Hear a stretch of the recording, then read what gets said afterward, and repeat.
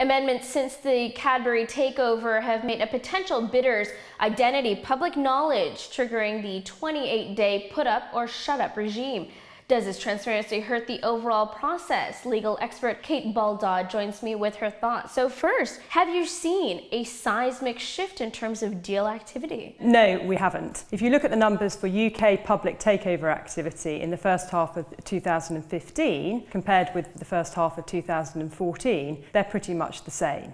i.e. we've seen the same number of takeovers being implemented on a like-on-like basis. So the accusation that this is bad for business in terms of enhanced regulation is not indeed the case? That's right, that's not correct. Whilst we've seen the same number of takeovers, the other thing that we have also seen is a significant uptick in the offer values of these takeovers. So for instance, in the first half of 2015, over a third of the takeovers announced had offer values in excess of £1 billion.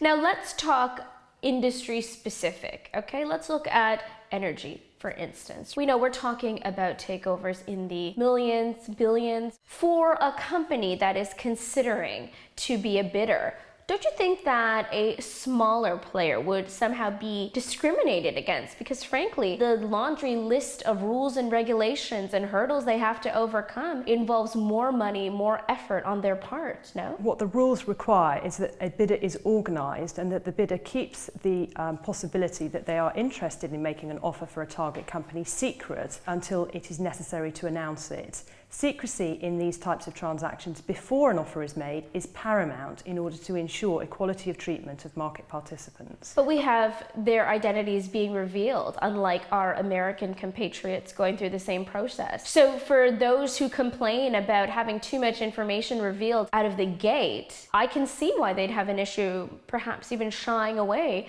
from putting themselves up. One of the reasons why these rules were introduced was to ensure that the number of leaks would be reduced.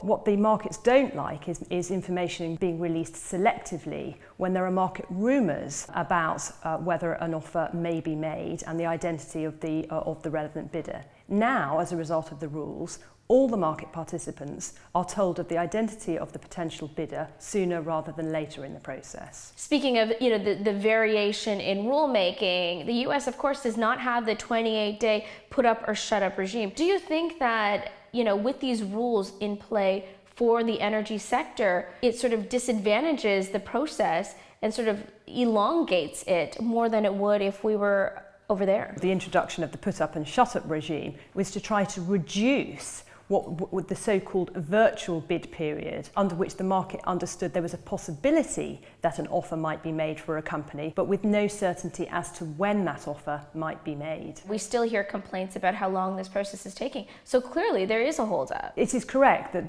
these processes do sometimes take a long period of time, and partly that's due to the multi-jurisdictional impact of some of these transactions, where a multiple tier of regulatory requirements and approvals are required before the relevant offer can be completed. But certainly one of the general principles of the UK Takeover Code is that target companies should not be under siege for an indeterminate period of time. If we were to enhance the process even further, what interventionist role do you think the Takeover Board should play? There was a lot of concern when some of these changes post-Cadbury were introduced that it would have the effect of deterring bidders from implementing takeover offers. And I think we can safely say in practice that hasn't happened. Insofar as what changes may happen in the future, there has been some commentary as to whether we need to do more in order to deter, in order to reduce the impact that short-term shareholders can have on the future success